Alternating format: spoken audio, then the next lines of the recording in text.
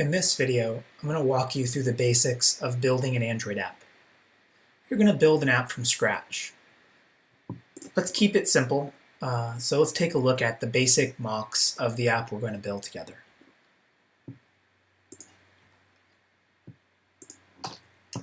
The app we're going to build looks like this.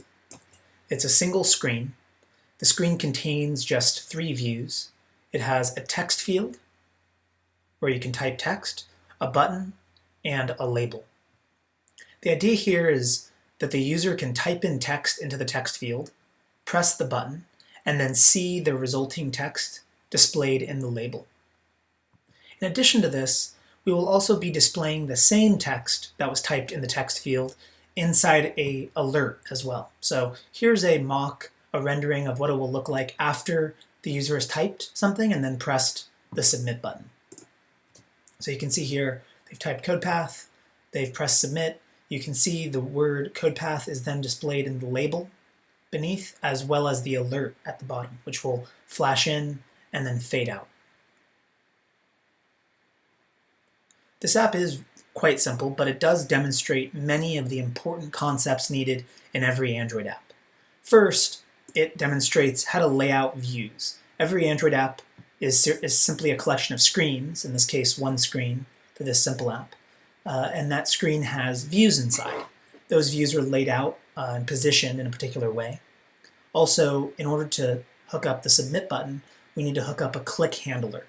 So we're basically having a event handler that when you press on the submit, something happens. And finally, we need to be able to manipulate properties of the label at runtime and display alerts or quick messages in the app. So we can see a working version of this just to get grounding here. It's running in the emulator already that I've pre-prepared. And you can see I can type test, I can hit submit, you'll see test shows up and an alert shows up at the bottom. I can type something else and we see the same thing. It works. So this is what we want to achieve from scratch in this video. So to start out, I'm actually going to close my emulator and keep this mock-up open.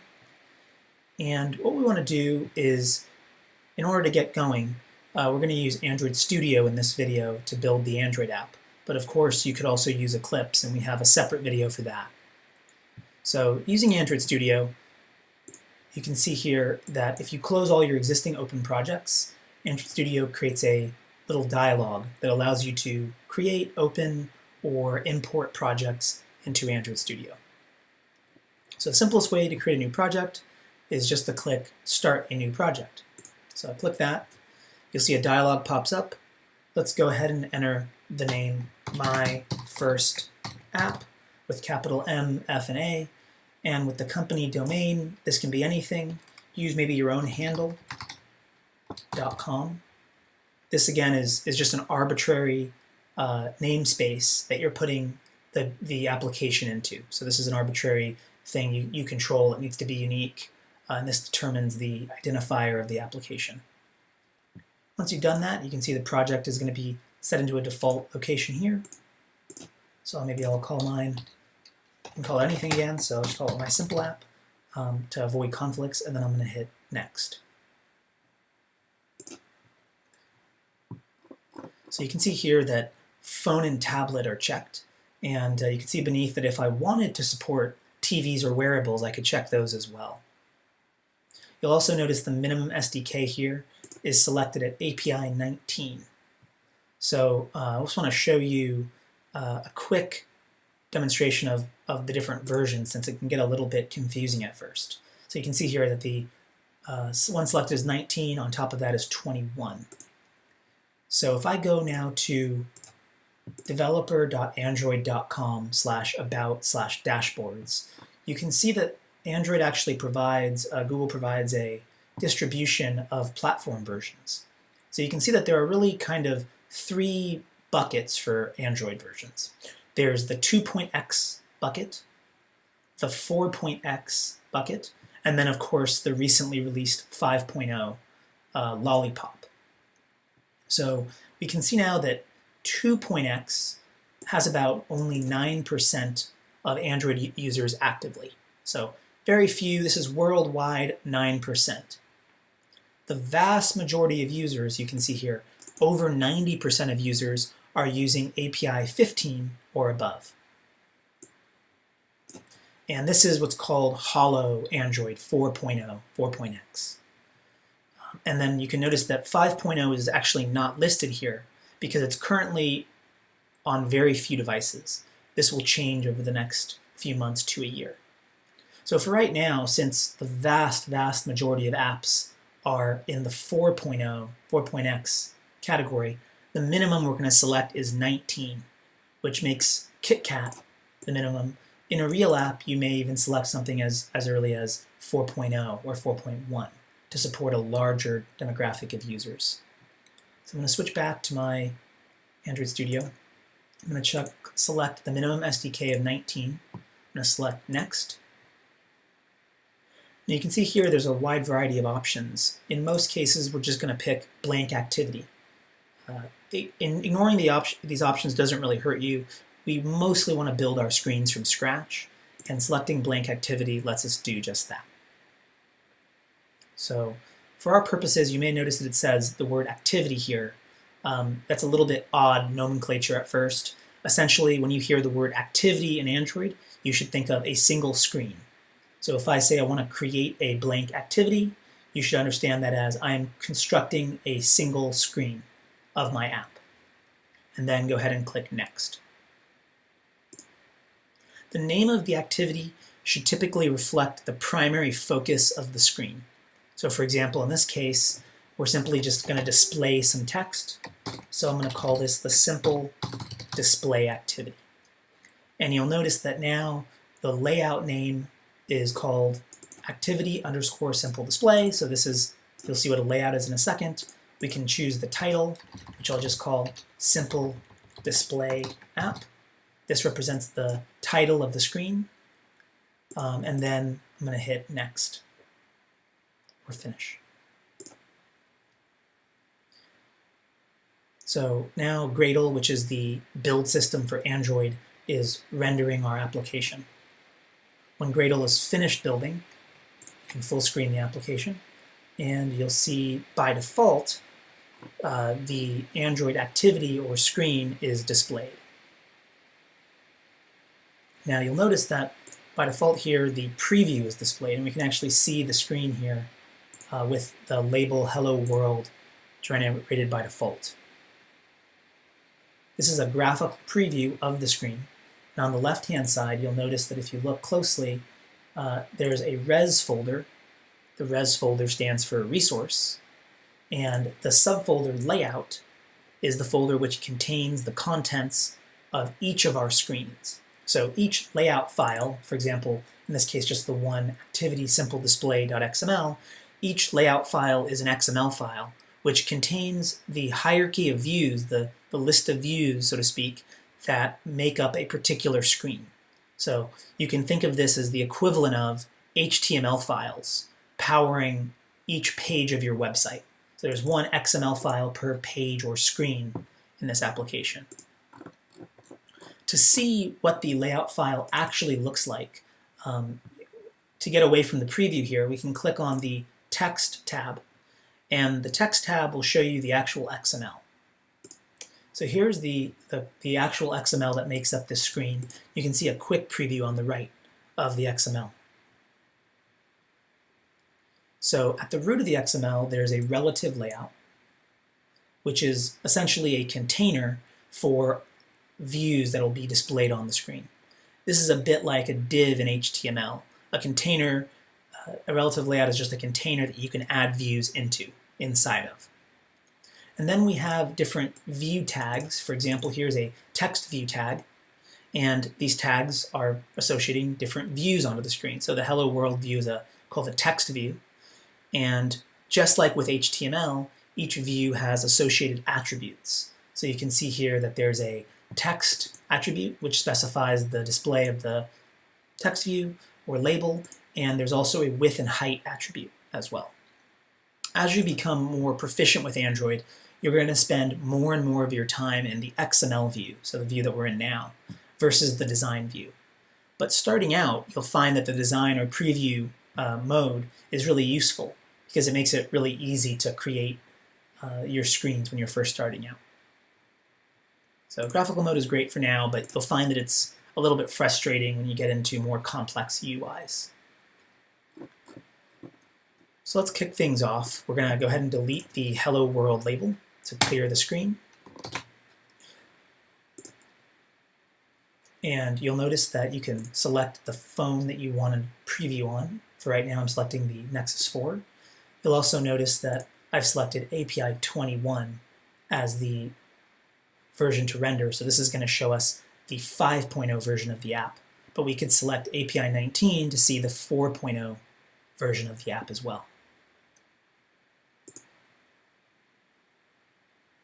So if we go back now to the text, you'll see in the XML, of course, there's just the relative layout. Now, relative layout, which is the only thing on the screen, is the most common layout type. This is the layout that you use in order to create views on your screen in most cases. What does a relative layout do? Well, let's just say for now, it allows you to position your views on the screen relative to each other. So there are other layout types out there.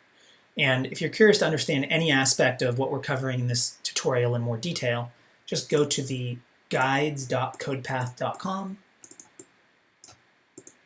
and you'll see, for example, on guides.codepath.com that the views and layout section has all sorts of articles relating to views. And in particular, if you want to learn more about layouts, you could open up the constructing view layouts topic. And this will walk you through all of the different layout types that are relevant. So going back here, we can actually see now that, as I mentioned, we're going to use the relative layout, which is the best layout to use for responsive UIs that need to work on many different screen sizes. And of course, in the Android ecosystem, the relative responsive layout system is really important because there's so many different device types. So before we dive into our project, I want to do a quick orientation of the development environment. On the left, you'll see a palette, and the palette displays a list of all the views available that you can add to your screen. So to add a new view to your layout or your activity, all you have to do is drag it from the palette. On the right-hand side is an outline of the views currently on screen. So you can see the hierarchy of views once you start to build out your UI. And below that are the properties for each selected view. So you can click on a view and see the selected properties beneath. At the top, as I mentioned, are the configuration of the view. So you can choose the device type, you can choose the orientation, and even the version that will be used to render the app. So now that we've done that, the first checkpoint for our app is simply to be able to place a button onto the screen. So let's do a simple version of this app, even simpler than the final version. Let's just do a version where you put the button on the screen, you click on the button, and it simply displays a Hello World message. So just a single button, you press the button, and it displays a simple Hello World message. So in order to add a button onto the screen, you just need to find the button on the left-hand side. And we can just go ahead and drag the button from the left, drag it into the screen, and release while it's in the center. So notice that as you hover around, different relative rules are displayed in the tooltip. But we want to put the button right in the dead center. So we're going to hover to the center, and then we're going to look for it to say center horizontal, center vertical. And then we're going to release. So you can see the button was now added to the screen. And if you go to the text, you'll notice that the button is now in the XML, and you can see the center vertical, center horizontal rules that are placing the button on the layout. Now, the goal first is that, of course, we want to click the button and see a little message that says Hello World.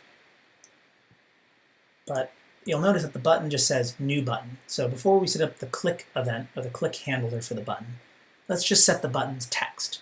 So if you click on the New Button, and you scroll down, we can specify the text of this button by simply going over to the text property and clicking the ... So if we click ... you'll notice that a little dialog pops up, and the dialog is allowing us to select from a list of strings. Now, we want to use the string submit. We want the button to say submit. In Android, though, you don't hard code your strings into the layout. Instead, you put your strings into a separate place, and then you reference the string. This is to allow for internationalization, localization for different languages later on. So what we're going to do is we're going to select the New Resource option. We're going to choose New String Value. You can see here now, I can specify the name or key of my string. In this case, I'm going to call it Submit Label, and also the resource value for English. So in this case, the English value is just submit. And then I'm going to hit OK. And you'll notice that before I hit OK, you'll notice that there's a file name here, strings.xml, and that's where it's going to put the value that we've specified here. So I'm going to hit OK, and you'll notice that the button now says submit. And if I go to the text view of the layout, you'll see that in here now, there's the Android text, and the value of the property Android text in the XML is @string/submit label. Now, in order to understand what this is doing, we can see the @string is sort of describing the type of resource, and then this is the name of the resource to load. So we're referencing a resource, first specifying the type, and then specifying the key. This resource can be found in the values folder. And you'll see if you open up the values folder on the left, there's a strings.xml file. If you open up the strings.xml file, you'll see the submit label among a few other labels that were automatically generated. So the label that we created dynamically, which is being referenced here, is coming out of the strings.xml file. It's referencing the submit label, and that's how we're able to see the submit text on the button. Now later, we could have different string.xml files based on the localization. So based on the language or the country, we could have different string files where the values would be different, and that would allow us to do internationalized text very easily. Next, let's go ahead and give the new button an ID, which uniquely labels this view on the screen. So you can see here we have the submit button. It has some text. Let's go ahead and give it an ID as well. So if you notice, if I double click on this view, so I'm going to go ahead and double click, you'll see that the text that we just set is available here. And right beneath that, there's a second quick property, and this quick property is the ID. So what is the ID? As I mentioned, it's just a unique label for this view. We need to give every view on a screen an ID, similar to the way that you give IDs to views in HTML. This is a way to allow us to reference the views later. So we're going to give this an ID of btn, which is a prefix representing that this is a button, and then submit, which is a descriptor of the button itself, which is it's the submit button. And then later, at runtime, we can use this ID to select for or find this button.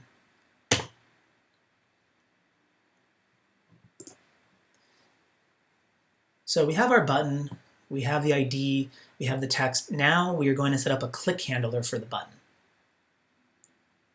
So the simplest way to set up a click handler for a button is to find the onClick property. You can see here on the right-hand side, there's an onClick property that allows you to specify which method will be activated or triggered when the button is pressed. We could set it here. I'm also going to show you now how to set the property directly in the XML. So rather than the design view, go ahead and switch to the XML view. And you can see here, within this view, I can just start typing what I want. So I want to set the onClick, and it automatically shows up. I can hit enter. It automatically fills it. And here now I want to put the name of a method.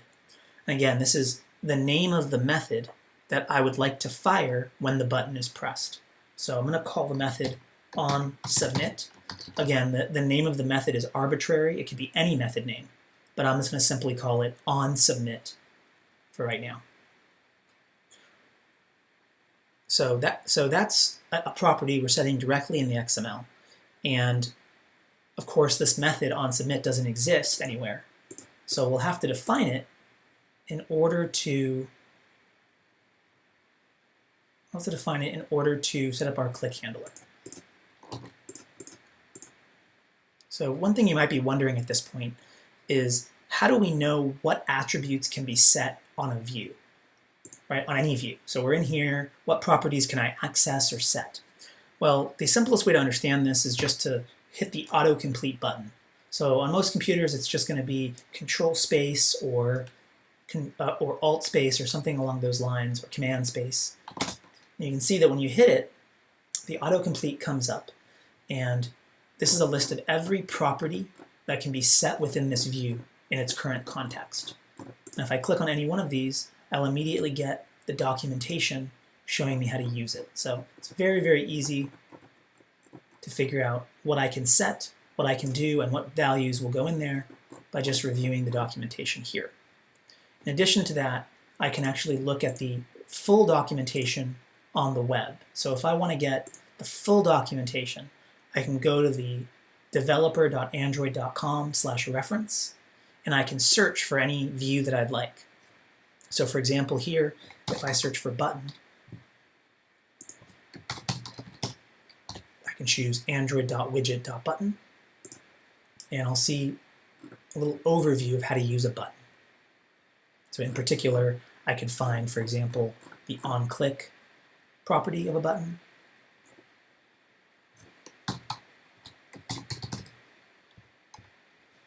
Right here, and I could click on it, and it will take me to a description of how onClick works and what values it accepts. And you can, of course, see the attributes associated with any view. It's rather simple.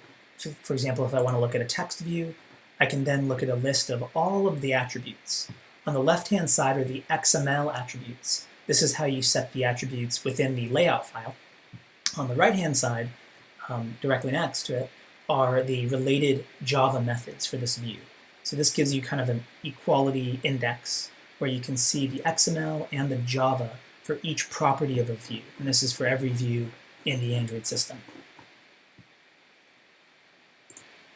So getting back to the task at hand here. You'll remember that I want to define the onSubmit method for this app. So if I click on onSubmit, you'll notice that on the left-hand side, a little light bulb appears. And this is because Android Studio is very smart, and it knows that in order for this app not to crash when I run it, there needs to be a method defined in the Java side of the screen or the activity that maps to this onSubmit label here. So in order for this to run, there needs to be a method defined based on the name here. So if I click down on the light bulb, sometimes you might have to click back and forth a little bit to get the light bulb to show up.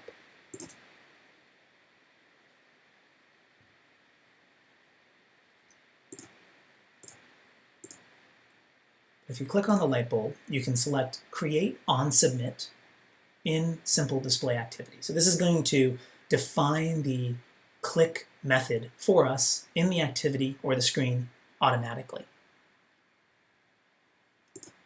Now, you'll notice what happened here is it actually took us to a completely different file, right?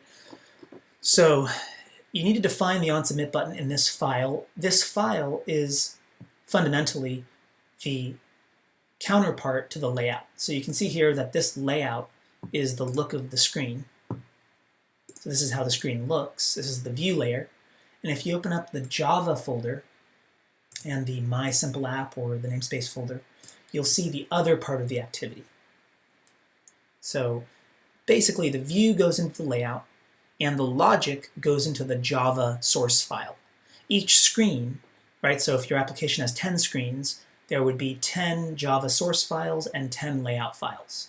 1 XML and 1 Java file per screen. So opening up the activity, you can see that it's a pretty straightforward application class. So the class doesn't do very much. There's a class here. It extends action bar activity, which is an activity that has a menu bar at the top. And then you'll notice that the onSubmit method, which is fired when the button is clicked, again because of the onClick property we set in the XML. And one thing to note is that if you're missing this method, if I were to comment out this method and run the app would actually have a runtime exception.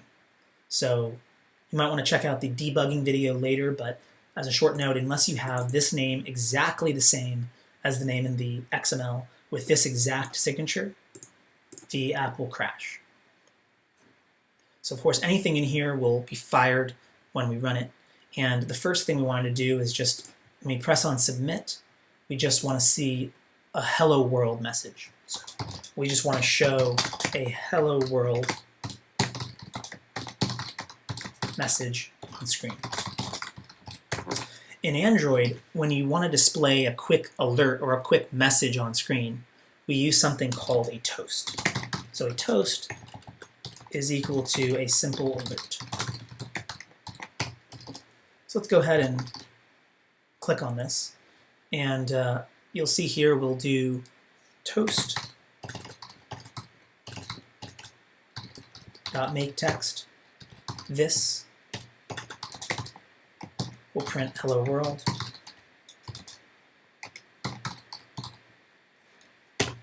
And we'll type this out. So to just kind of walk through what this is doing, a toast is simply an alert. And this is the syntax for creating a toast.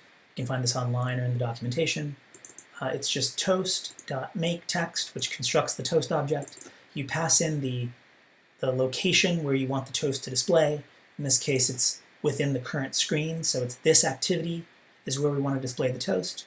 You put the text that you want to print, and then you give it the duration, which is either length short or length long. And then you call .show in order to display it. So at this point now, we've put in the alert.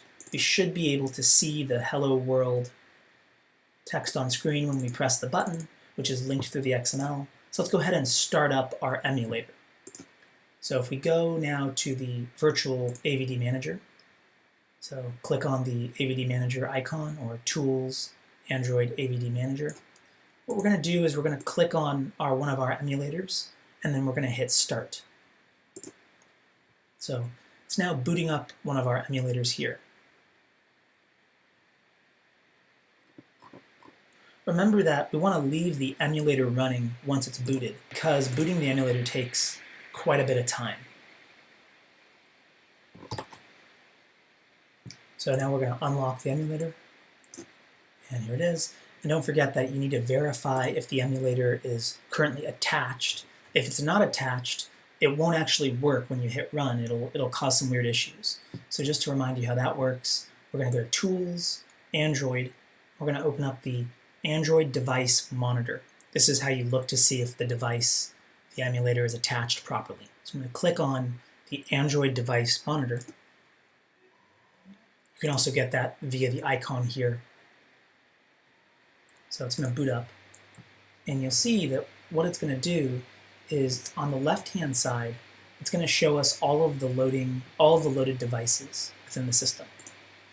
So right now you'll see that there's no logcat at the bottom because it's not selected, it's not attached. So if I click on this item, the logcat shows up at the bottom and the phone is online. So this is how you know that the emulator is working properly.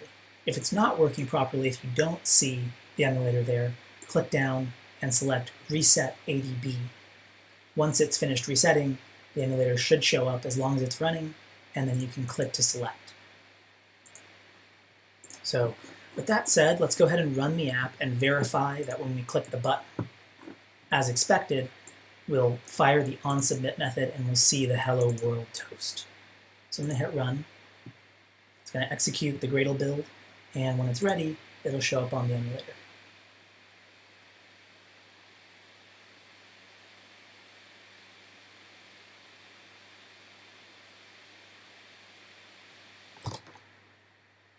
Okay, so once it's loaded, once you've selected the emulator and it's showed up here, we should be able to click here, and sure enough, we do see the Hello World toast. So first checkpoint is finished. Next up, we want to complete our challenge. If you remember the challenge, we want a text field at the top, a label at the bottom. When you type anything in the text field, you can press a button and it will show up at the bottom, and it will display a toast as well. So let's do the next step and put in the text field and the label. So in order to add more views, we're going to go back to our layout. And right now we just have our button. But what we want to do is we want to add our text field and our label. So I'm going to go down to widgets. I'm going to find the large text. I'm going to drag it down. And I want it to say in the tooltip, when I hover, center horizontal below button submit. As I drag down, it's going to begin to add margin. So I'm going to say center horizontal below button submit, margin 40. So this is how you position views in relationship to each other in a relative layout. So you can see that this view now is below the button and it's spaced by 40 margin. Conversely, I'm going to go to the text field category, and I'm going to drag the plain text field. I'm going to select it at the top of the button. You'll notice that the rule says center horizontal above button submit, margin 40. So this is positioning the edit text or the plain text field above the button, spaced 40 pixels from the button. So here when I release, you'll see it shows up there, although there's nothing inside, so it's very, very low width. So we have the margin, which controls the spacing for both of the controls. If we go to the XML view, you'll see that there's a button. That button has the rules as we had before, center vertical, center horizontal. We have the text view. You'll notice the text view says layout below the button, center horizontal, margin top, and the edit text has the above. So these rules, as you see in here, is what's controlling the positioning of each of the views. So again, in a relative layout, the views are positioned in relationship to each other in this way. So you can see that if you go back to the text one more time, that there's a warning here. It says, warning, hard-coded string large text should use a string resource. And again, this is that same thing from before. We don't want to hard-code the text. We want to add it to a string XML file. So I'm going to go back to the text view, and I'm going to change the text here by double-clicking on the text view, selecting the ... selecting new resource, new string value. I'm going to call this the nothing label, and the resource value will be nothing yet. So just creating our nothing value, nothing label as the name, nothing yet as the value, hit OK. So you can see that changes the text value, and it's using now a string resource to specify the text. The next thing we want to do is, just to kind of finish things up, we want to have a placeholder that says enter any text. So if you remember on the first screen, we want to have an enter any text placeholder for the text field. So I'm going to go back to the design. I'm going to select the edit text here, and I'm going to set a hint.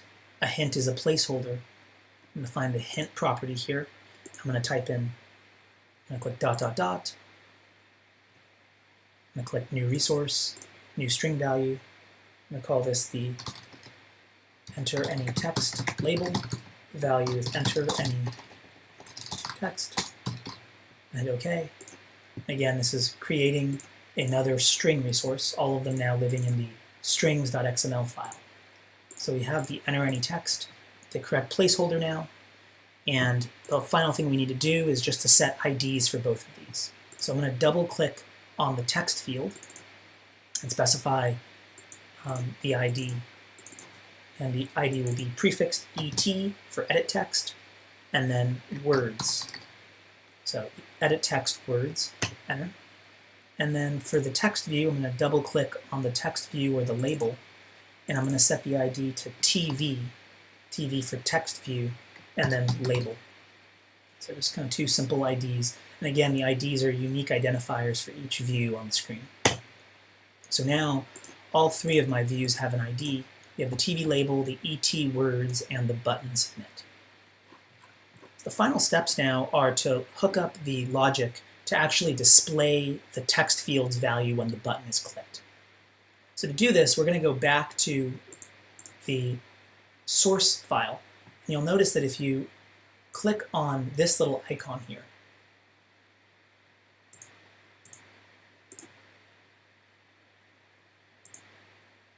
this icon here that says Simple Display, you'll notice that it says Open Simple Display Activity. So this is an easy way to switch between the layout and the Java source. So I'm going to click on this and click Open Simple Display Activity, and that's just opening the Java source file, which is the logic side of the screen. So now what we're going to do is, again, what we need to do here is, in the onSubmit, we don't want to show a hello world anymore.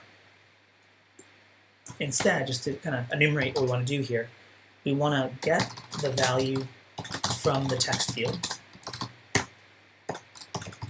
Then we want to set the value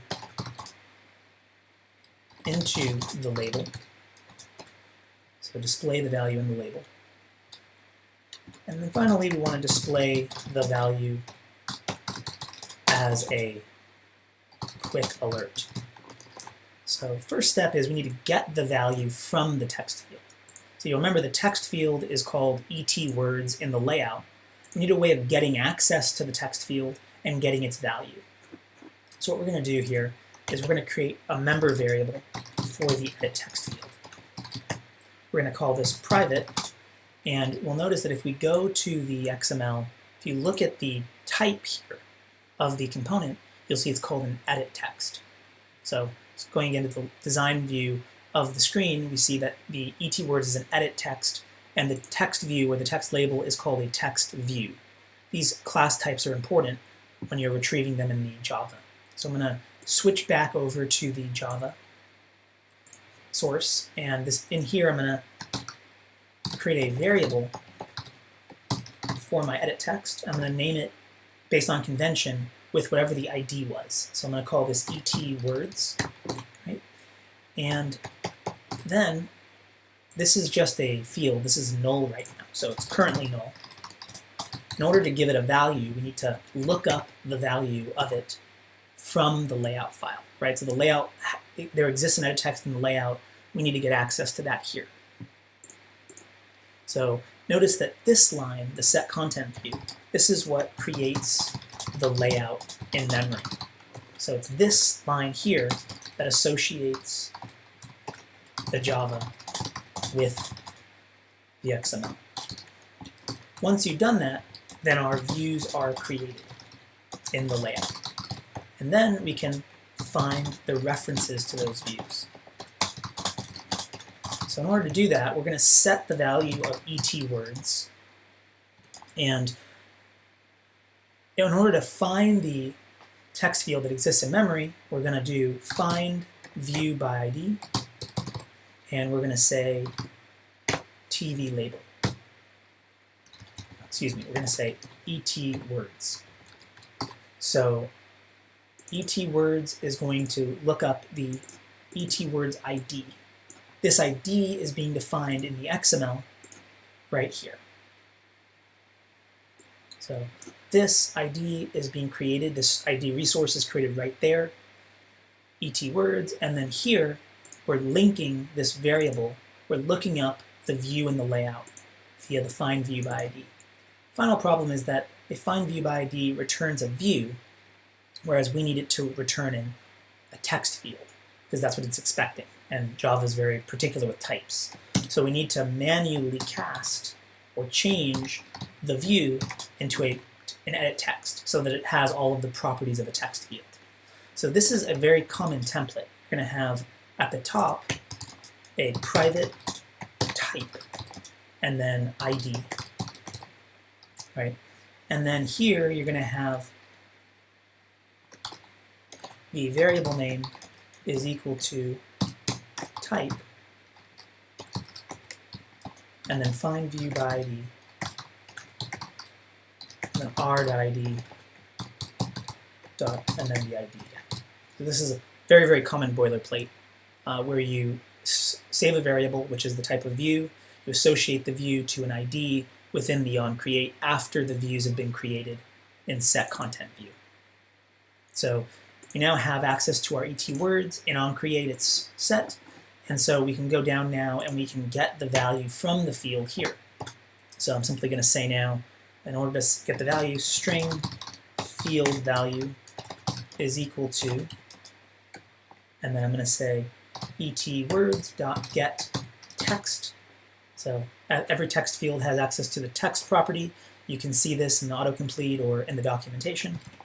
And then since the text property is of type editable, we're going to convert it directly into a string.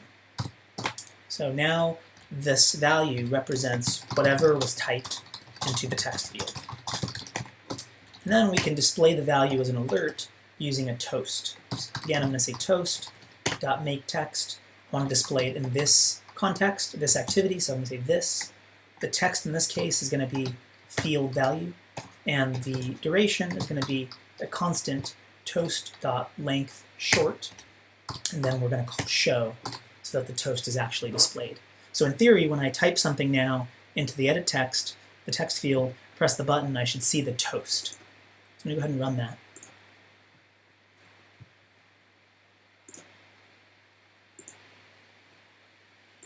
You can see now the edit text is visible. I see the button and I see the label. So I'm going to go ahead and type test, hit submit, and you see the test shows up in the toast. So it worked. So the final piece, so we've basically defined the edit text, we've stored the reference to the view in the edit text. This is what's allowing us to access the edit text in our Java, and we're loading it from the layout. And then here now we want to do this final thing where we set the value into the label or text view. We want to change the text of the label to whatever we had in the edit text. So what we're going to do here is we're going to follow this pattern again. We're going to say private text view TV label. And again, this is just a convention to match the ID that we specified here. So the ID is TV label. We're going to find the ID using find view by ID here. So we're going to say, at this point, it's just null. There's nothing in it. And we're going to say TV label is equal to text view find view by ID r.id.tv label. That gives us access to the text view of which we want to change the value when you hit the button. So the final piece to this, after we've stored the TV label, is in the onSubmit, we want to say TV label, and we want to change the text. So we're going to call setText. We're going to pass the field value.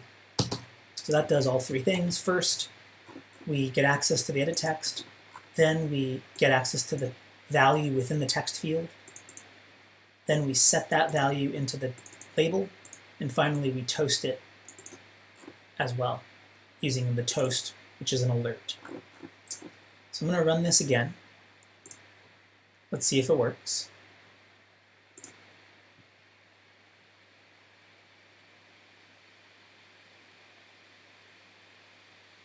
You can see here that now I can actually just type something in here. And thankfully it looks pretty close to our original mock. You can see it's pretty much identical. I can hit submit. I see the code path text in the label, and as well as in the alert. So it worked. So we finished the challenge for this really basic app. Now, one little gotcha you might notice is that when you click in the edit text, you may actually see a soft keyboard or a virtual keyboard show up. The way to change that, you can configure whether or not you have a virtual keyboard or a hardware keyboard. So I can type using my keyboard right now, or you can configure it to use a virtual or soft keyboard. And the way you configure the emulator is you just simply go to the virtual device manager, you click on your emulator, you click on edit, and if you go to advanced settings, so once you've clicked on the virtual device manager and you've clicked edit, if you click on advanced settings, you'll notice that there's a section here that says keyboard. And if you check this box, if you check enable keyboard input, there's no soft keyboard. Instead, you just type using your hardware keyboard on your computer. If you uncheck this box, then it will use the virtual keyboard. So it's up to you. You can do it either way. Once you've checked it or unchecked it, you hit finish. It will update. And then you can simply restart your emulator to see the desired keyboard style. So this might seem like a really basic app. And I know we've spent a long time on this, but I wanted to make sure that you have an understanding of each section of the high-level components. So even though this is a very basic, boring app, it does cover a lot of what it means to think about building views in Android. Specifically, we've learned about activities and the fact that an activity is a screen and that each activity has a layout file, an XML layout file, as well as a Java source code file. So one activity, one screen is one layout and one Java source code file. We've also learned about relative layouts. We learned about how relative layouts work and the way that they position things in relationship to each other. So again, you have things like center horizontal, center vertical, which is ordering or positioning based on the parent or the screen itself. And then you also have these relational rules like layout below or layout above or margin top or margin bottom, which are spacing the views and lining them up in relationship to each other. You can see this by going into the design view. Again, you can actually click on the device list and click preview all screen sizes. So if you go to the design tab and you click preview all screen sizes, you'll see a long list of different device types. And for each device type, it actually looks, reasonably good based on the rules we define. So this is why we don't use pixels, we use relative rules to position our views. We also learned about how to place views on the screen, how to set up IDs to label our views, how to set up properties of our views using the property editor or within the XML directly. We've also set up a click handler using the simple onClick property, of which the value is a method. We've accessed views within our activity. And again, this is really important. This is how you manipulate or access views at runtime, is you simply define the view, you get access to it using findViewById and specifying the ID of the view from the layout. And then you can use this information, and we do here, in order to access information such as the text using getText, or to modify the properties of the view as well using setText. So that's it for this video. Thanks.